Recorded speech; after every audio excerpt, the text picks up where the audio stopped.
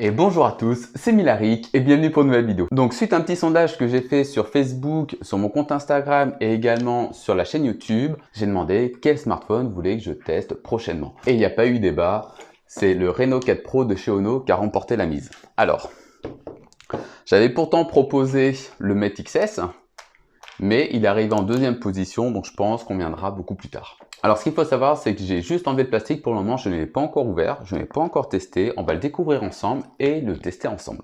Alors déjà sur la boîte, qu'est-ce qu'on a? Donc on sait qu'on a la version 12 Go de RAM et 256 Go de ROM, donc c'est le plus haut de gamme on va dire des Reno 4 Pro, sinon il y a la version 8 Go de RAM et la version 128 Go de ROM. Donc dessus Reno 4 Pro, la 5G, donc ce qui est bien c'est que c'est en relief, c'est plutôt agréable au toucher, avec des petits reflets. Donc toujours Reno 4 Pro 5G. Et ici, on va voir l'information, notamment donc le 12 Go de RAM, 256 Go de ROM. Et on va avoir la couleur qui est le Space Black. Il faut savoir qu'à ses débuts, il est sorti sous deux couleurs. Donc le bleu galactique et le noir spatial. Et il y a une autre couleur qui vient de sortir, c'est le Green Glitter. Et après, sur la boîte, c'est tout ce qu'on va avoir. Là, on sait qu'on utilise Android. Et c'est toutes les informations qu'on a. Donc on n'en sait pas plus. Ce qu'on va faire maintenant, c'est qu'on va l'ouvrir. Alors avant de l'ouvrir, je tiens à remercier Oppo. C'est Oppo qui m'a envoyé le téléphone pour que je puisse le tester, donc je les remercie d'avance. Alors, hop. Hop. Donc là, on va voir tout ce qui est paperasse. Ah, on a une coque. C'est toujours agréable d'avoir une coque offerte avec le téléphone, même si je suis pas trop fan des coques en silicone. Au moins derrière on a la couleur, mais niveau robustesse, je suis pas trop fan. On n'a pas le petit... Ah si, le petit pinçon, je sais pas comment vous appelez ça, la petite aiguille qui nous permet d'ouvrir le compartiment de la carte nano SIM ou de la carte micro SD. Et ensuite, ici nous avons le téléphone, donc je vais le poser là, on va voir ce qu'on a encore dessous. Et dedans, nous allons retrouver donc des écouteurs en USB-C. Donc vous allez voir pourquoi en USB-C et pas en jack. De toute façon, vous en doutez. Le câble de recharge donc en USB-C. Et enfin, le superchargeur. Hop, superchargeur de 65 watts parce que le téléphone est compatible avec la supercharge. Et après, c'est tout ce qu'on aura dans la boîte. Donc c'est les choses habituelles, hein. Les écouteurs, c'est obligatoire en France. Et la coque, c'est toujours agréable d'avoir une petite coque offerte. Et maintenant, l'Oppo Reno 4 Pro 5G. Alors dessus, on voit qu'on a différentes informations, donc la supercharge de 65 watts. On a un mode de nuit ultra grand angle. C'est une spécificité que Oppo met en avant sur ce téléphone. Nous avons un Snapdragon 765G. Et ensuite, on a d'autres informations, 90 Hz et il fait 7,6 mm d'épaisseur. Hop. Je vais retirer la protection. Et voilà. Alors, voici l'Oppo Reno 4 Pro. Donc, je ne vais pas encore le démarrer. Je ne sais pas si vous voyez là les reflets. Je pensais que c'était uniquement avec le bleu galactique et le green glitter où ça fait des reflets un peu de dégradé. Mais avec le noir, c'est magnifique. Alors, je ne sais pas si vous voyez, mais ça fait comme des reflets, je veux dire, arc-en-ciel. Je ne sais pas comment dire ça. Et là, on voit qu'on a le logo Oppo qui apparaît. Donc, il y a Oppo qui est marqué tout le long avec les lettres les unes sur les autres. Là, le O et le P. C'est super beau. C'est pas possible. Je suis en train d'enregistrer, il tombe de la grêle dehors. Donc sur ce téléphone, à l'arrière, nous avons trois capteurs photo. Le premier capteur qui est le capteur principal de 48 mégapixels avec une focale de 1,7. Il faut savoir qu'il est compris avec un stabilisateur. Deuxième objectif, 12 mégapixels qui lui pour l'ultra grand angle avec une focale de 2,2. Et c'est lui qu'on va utiliser pour la vision de nuit. Et enfin un téléobjectif de 13 mégapixels avec une focale de 2,4. À l'avant,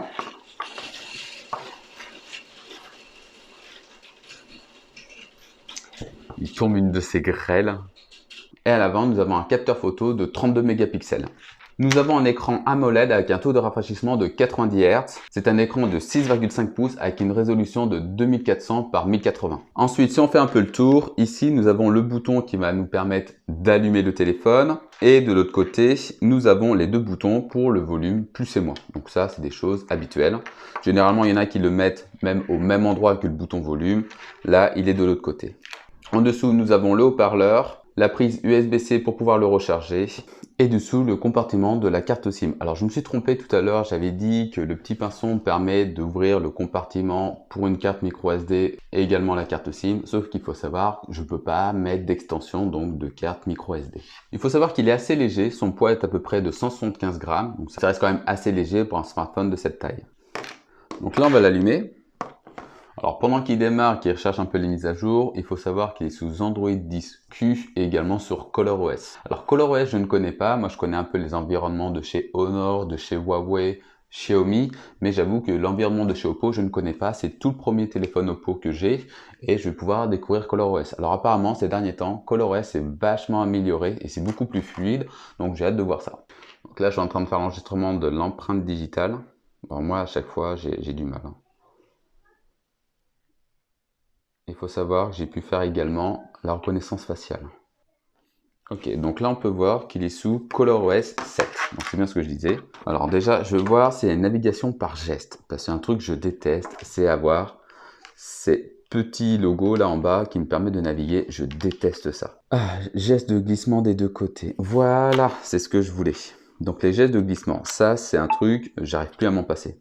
On est bien sous une version Android 10, version de ColorOS c'est la 7.2, 12 Go de RAM, un Snapdragon 765G, ça veut dire qu'il est plus axé côté gaming que le 765 normal. Ensuite, nous avons 256 Go de stockage, il faut savoir que là j'ai déjà 20 Go de prix là, au démarrage, qu'il n'y a pas de carte SIM, j'en ai pas mis et je peux pas mettre d'extension de carte SD. Donc son capteur d'empreinte, il est sous l'écran.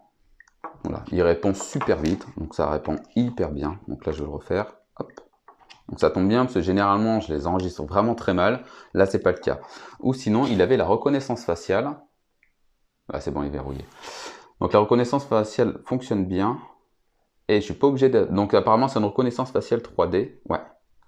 Donc je suis pas obligé d'être bien en face, hein, juste en... Hop, là, ça y est, il est déverrouillé. Donc sans me mettre vraiment en face du téléphone, si je le mets de côté, c'est pareil.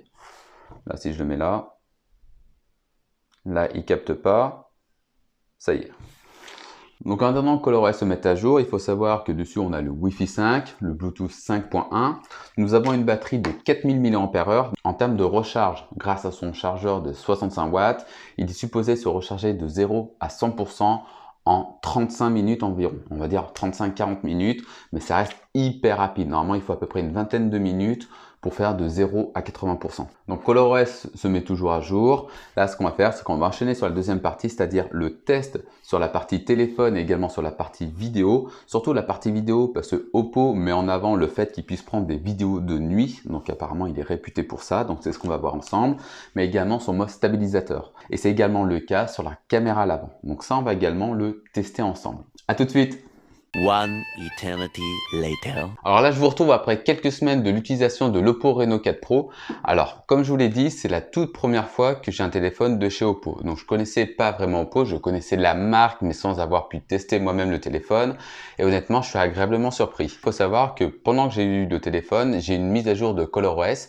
Donc au début, j'étais à la version 7.1 et je suis passé sur ColorOS 11. Alors je connaissais pas ColorOS, je connaissais pas cet environnement et toutefois c'est plutôt pas mal. Alors ils ont la navigation par geste qui ressemble un peu à celle que j'ai sur MUI, donc sur mon Huawei. Après, je préfère encore celle de Huawei parce qu'elle est beaucoup plus poussée, mais toutefois celle de ColorOS elle est plutôt pas mal. Enfin pour le moment, des navigations par geste, c'est la deuxième que je préfère par rapport à toutes celles que j'ai pu tester. Ensuite, pour le déverrouillage, donc moi j'ai activé la reconnaissance faciale. Elle marche hyper bien. Donc c'est une reconnaissance faciale 3D, c'est-à-dire que suivant certains angles, il va se déverrouiller. Je suis pas obligé d'être pile en face pour qu'il reconnaisse mon visage. Un peu de côté, il va se déverrouiller de suite et le téléphone va fonctionner correctement. Donc ça, je trouve ça plutôt bien.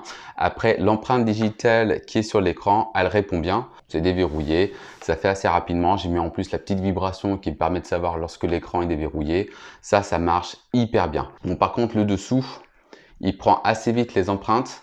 Donc c'est un peu dommage, la couleur pourtant elle est super jolie. Après moi j'ai utilisé la coque qui était fournie, donc la coque en silicone, et mine de rien elle protège super bien. Donc j'étais pas trop fan des coques en silicone, mais elle protège bien celle-ci. J'ai même eu du mal à la retirer pour vous faire la vidéo, j'avais même peur d'abîmer le téléphone. Donc j'ai également utilisé le téléphone pour voir comment il se comporte pendant les jeux, parce que c'est quand même important. Beaucoup de personnes me demandent comment ça se passe pour les jeux, donc j'ai voulu quand même le tester. Alors, donc j'ai pas installé de grands jeux, j'ai installé Genshin Impact, parce que j'avais un compte dessus, du coup je me suis dit c'est plus simple de tester Genshin Impact, plutôt que de tester toujours Call of Duty, sachant qu'en plus Call of Duty fait pas mal de gigas, et moi j'ai beaucoup de mal à les télécharger. A few moments later. Alors, concernant les jeux, j'ai voulu vous montrer en direct Genshin Impact, sauf que j'ai pas de chance, j'ai une mise à jour de 8 Go. Donc avec la connexion internet que j'ai ici, c'est même pas la peine, les 8 Go, ça va me prendre pas mal de temps, mais ça fonctionne hyper bien. Donc je l'ai quasiment en élevé sur le téléphone, ce qui est un peu normal, mais franchement c'est plutôt agréable à jouer dessus. Ensuite, côté photo et vidéo. Donc j'ai attendu beaucoup vis-à-vis de ça, parce qu'en plus, ils parlent beaucoup de leurs vidéos de nuit. Donc ce que j'ai testé, c'est dehors, lors d'une obscurité quasiment totale, c'est-à-dire qu'on voyait très peu la lune, elle était cachée par les nuages, et je n'étais pas en pleine ville, ce qui fait que je n'avais pas d'éclairage extérieur. Et là, honnêtement, c'était quand même bluffant, parce que moi, je ne voyais pas grand-chose, mais avec le téléphone, on voit vraiment les arbres derrière, même les nuages, alors que je ne voyais pas grand-chose à l'œil nu. Ce que j'ai fait, c'est que j'ai même pris en photo, voir ce que ça rendait, et en photo, c'est encore plus détaillé. C'est vraiment impressionnant. Même sur la photo, on a l'impression d'être en plein jour, alors que c'était en pleine nuit, mais vraiment la pleine nuit. Donc après, j'ai également fait en ville, pour vous montrer la différence lorsqu'il est en mode photo normale et en mode photo de nuit, on peut voir qu'il y a quand même une grosse différence là-dessus. La qualité photo de la nuit, c'est vraiment un point fort de ce téléphone et franchement, j'adore. Pour le reste, j'ai fait également des photos et des vidéos lorsque j'étais au skatepark, donc avec Alaric, et il y avait des jeunes qui faisaient également du skate et de la trottinette et je leur ai dit si je pouvais les filmer, ils m'ont gentiment accepté. Et sinon, ce que j'ai voulu tester, c'est voir comment se comportait le téléphone en mode photo lorsqu'il y avait du mouvement. C'est-à-dire si je prenais des objets en mouvement, voir s'ils les prenaient bien, si c'était pas flou, etc. Et également tester en vidéo le mode gimbal. La photo, franchement, elle est vraiment très bien. Juste par moment, ce qui était bizarre, c'est pas que la photo était floue, c'est que j'ai l'impression qu'elle prenait comme deux personnes à la fois, c'est-à-dire comme si c'était une double photo. Donc c'est un peu bizarre, je sais pas comment l'expliquer, ça me l'a fait 2 fois, mais c'était lorsqu'il faisait vraiment très froid à ce moment-là. Donc je sais pas si c'est à cause du froid, je ne sais pas, parce que je voyais même que avant de prendre la photo, c'était un peu saccadé l'image par rapport à la vidéo. Donc je sais pas pourquoi à ce moment-là ça le faisait, mais il faut savoir, lorsque je prenais ces photos, que j'ai eu ce petit problème, il faisait quasiment moins de dehors. Même si vous voyez des personnes en short, il faisait réellement moins 2. Après, c'était vraiment occasionnel. Sur le reste des photos, c'était parfaitement net. Pas de flou, pas d'effet de vitesse ou quoi que ce soit. C'était vraiment bien. Après, pour la mode vidéo, c'est ce que j'ai voulu vraiment tester. J'ai fait en 1080p et en 4K pour voir un peu la différence entre les deux. Donc, ce que j'ai fait, c'est que j'ai demandé à Larry de faire un petit parcours et moi, je suivais en courant derrière. Ensuite, je l'ai fait avec les différents stades. Donc, premier, sans le stabilisateur. Donc là, comme on peut voir, je cours derrière lui. Donc, c'est quand même saccadé, mais ça reste quand même à peu près stable. Je trouve que c'est pas trop dégueulasse par rapport à ce que peuvent faire d'autres téléphones sans stabilisateur, enfin sans le mode stabilisateur. Je trouve quand même l'image un peu nette. Après, j'ai fait avec le mode ultra stabilisateur, donc c'est comme ça qu'ils l'appellent. Donc là, on peut voir que déjà l'image est beaucoup plus stable, donc ça reste quand même très propre. Donc j'ai suivi à l'arrêt dans le même parcours, tout en courant derrière, juste en téléphone à la main, ça reste bien. Et après, je l'ai mis en mode pro. Donc j'ai actionné. Et là, mais franchement, c'est autre chose. Comme vous pouvez le voir, lorsque je cours derrière, j'ai vraiment l'impression d'avoir une gimbal à la main et je filme avec ça, quoi. C'est ultra stable, pas un moment de saccade. Je cours derrière, je monte sur les obstacles comme j'ai fait sur les autres vidéos. Il n'y a pas un seul moment de saccade. C'est propre. Franchement, le stabilisateur sur l'Oppo Reno 4 Pro, il est magique.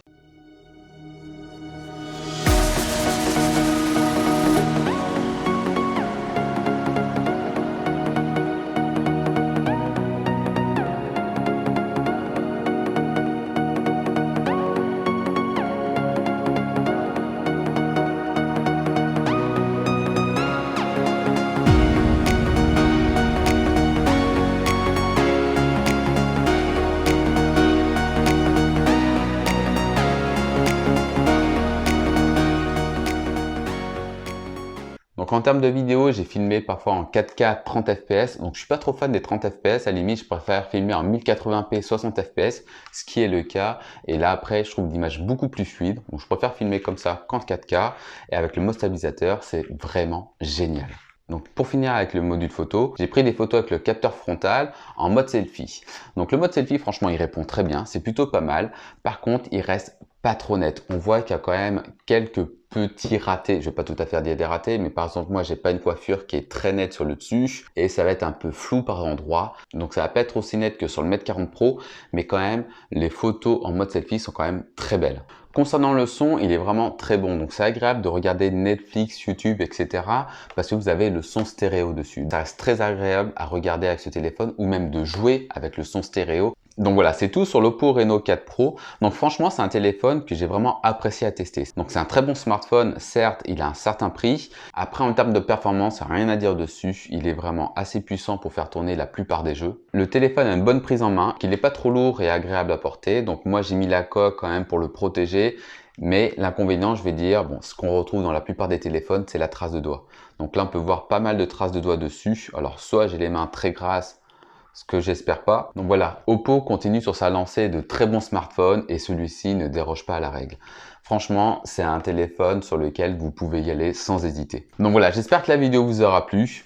N'hésitez pas à vous abonner si ce n'est pas encore le cas. Également à partager et à liker la vidéo si celle-ci vous a plu. Également, n'hésitez pas à commenter pour me dire ce que vous pensez de l'Oppo Reno 4 Pro, si vous-même vous l'avez acheté et ce que vous en pensez. Et puis sinon, je vous dis à bientôt pour une prochaine vidéo. Allez, bye bye!